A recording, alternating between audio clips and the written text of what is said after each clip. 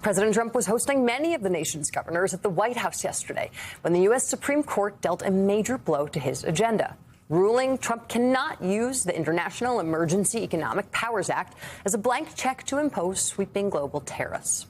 According to a White House official in the room, when President Trump received the news, he told the governors the ruling was disgraceful. But when the president lashes out, Democratic governors are doing victory laps. In a letter to the president, Illinois Governor J.B. Pritzker writes, "Your tariff taxes wreaked havoc on farmers, enraged our allies, and sent grocery prices through the roof. This morning, your hand-picked Supreme Court justices notified you that they are unconstitutional." He's also included an invoice for $8.6 billion, demanding $1,700 for each of Illinois' 5.1 million households, arguing that Trump's tariffs functioned as an illegal tax on state residents. Joining us now is Kentucky Governor Andy Beshear, who serves as the chair of the Democratic Governors Association. He was not at yesterday's breakfast, but is in D.C. for the National Governors Association winter meeting. Governor, thanks for so much for being at the table this morning. You were one of the plaintiffs in this case. How did you celebrate last night? Oh, the way we always celebrate in Kentucky, with bourbon. But this was such a big victory, both for democracy, because the Supreme Court actually did its job, but also for our people. So tariffs are a tax on the American people. Americans and American businesses have paid 90% of all of those tariffs. And the president can't unilaterally tax the American people. That's what the Supreme Court said. And now I think our people are owed their money. Are you going to be invoicing the president? We should. When we look at how hard it is to get by right now, everybody talking about rent or their mortgage, talking about groceries. This was another $1,000+ of costs on every Kentuckian. The president made life harder, and it's time that he stops. You know, regardless of what he thinks the remedy is, he's at the bottom of the hole. So stop digging. Don't continue those costs. When you're talking about affordability, essentially, I want you to hear what President Trump said about affordability on Thursday. I added $9 trillion, and your retirement accounts and 401ks are at the highest level they've ever been. And then I have to listen to the fake news talking about affordability. Affordability. Do you notice? What word have you not heard over the last 2 weeks? Affordability. Because I've won.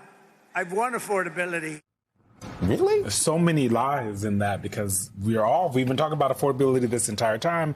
But it's also important to note that many Americans don't have a 401k. Many of them don't have a retirement account. So even the folks that he's talking about that he says he has helped, those are not the everyday people that live in Kentucky. What do you have to say to the president as we go into these midterms about how he views affordability, which seems to be a foregone conclusion for him? So I'm the head of the Democratic Governors Association. I'm leading 36 races across the country, and I want him to go to every single one of those states and say what he just said. Yeah. If he thinks he has won affordability and the American people aren't struggling, bring that on. Campaign in each of those states and say it, because it's not the reality. You know, the American people are desperate for leaders that can make life just a little bit easier. They're not asking for a lot. They just want to be able to pay their bills and maybe every couple of years take their kids on the same vacation they went on. You think about the average age of someone being able to afford their first house is now 40. That's not a sustainable America. That's the American dream starting to trickle away. So we are going to elect governors that are going to build housing, that are going to bring prices down, are going to bring in jobs with better wages to make that life just a little bit easier. You sound bullish on Democratic gubernatorial candidates. Any few races you want to call right now? Well, we are going to protect our incumbents across the board. We're going to reelect Katie Hobbs in Arizona, where the Republicans are coming. We're going to flip a lot of states. You're going to see us in Georgia, Nevada, Iowa, Ohio. But we are ready to play anywhere, to deliver that next John Bel Edwards, to make sure that we can deliver good leadership that believes in health care, that believes in rural health care. We're looking at the big, ugly bill that may close 35 rural hospitals in Kentucky. Not only will that eliminate health care in those regions, it's the largest payroll in each of those regions. So it shuts down. So does the restaurant, the coffee shop, the bank, the insurance agency. We are about to see widespread economic devastation in rural America. So electing more Democratic governors helps us push back. Governor, I noticed that when you were rattling off states where you were a little bullish, you popped up when you said Iowa.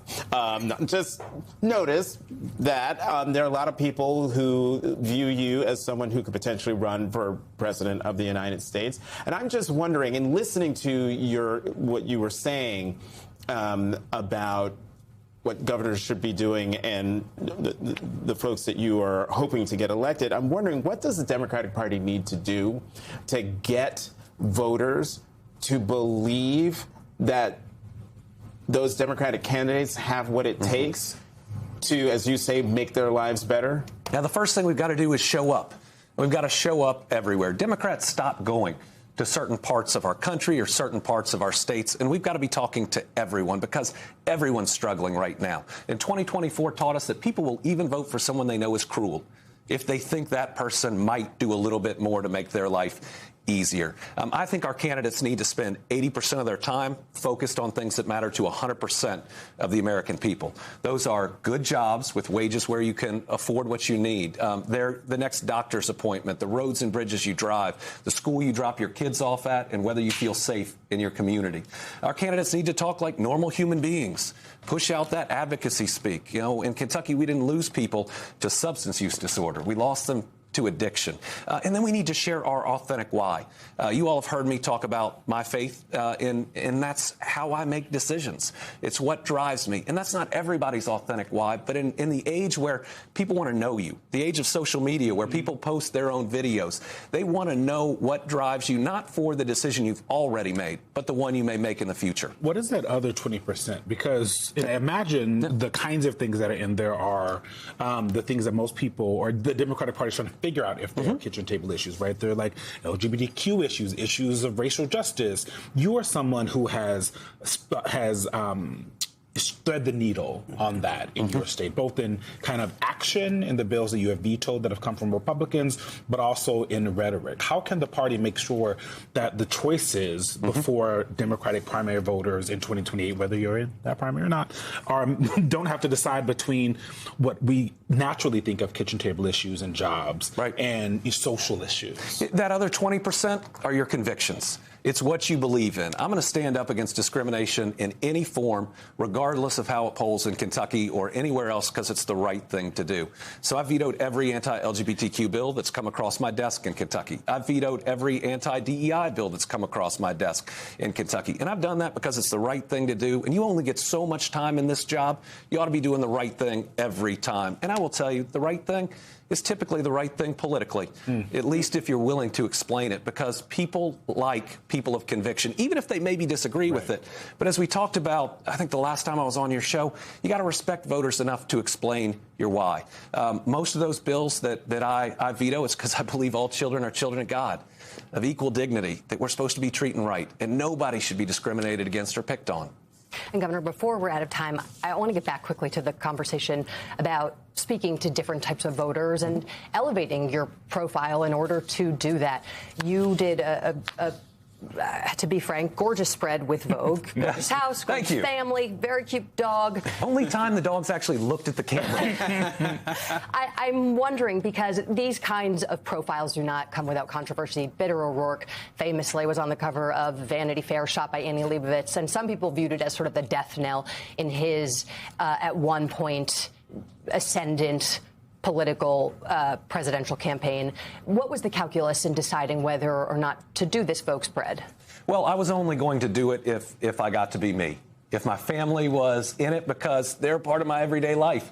I've governed through COVID. I've governed through 15 federally declared weather disasters, tough times. And every time I've gotten to come home to two of the greatest kids, to the greatest wife, and a dog that kind of likes me. She really loves my wife.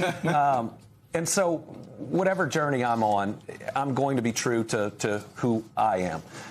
I'm comfortable in my own skin. I'm okay if people disagree or even dislike me.